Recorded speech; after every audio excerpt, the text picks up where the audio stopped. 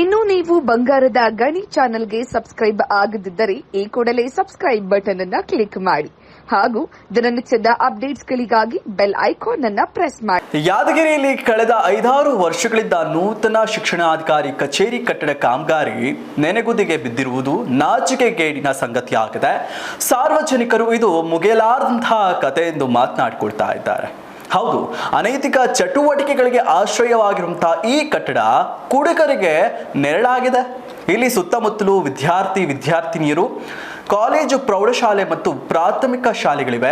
ಆದರೂ ಕೂಡ ಈ ಬಗ್ಗೆ ಯಾವ ಒಬ್ಬ ಅಧಿಕಾರಿಯೂ ಗಮನ ವಹಿಸಿಲ್ಲ.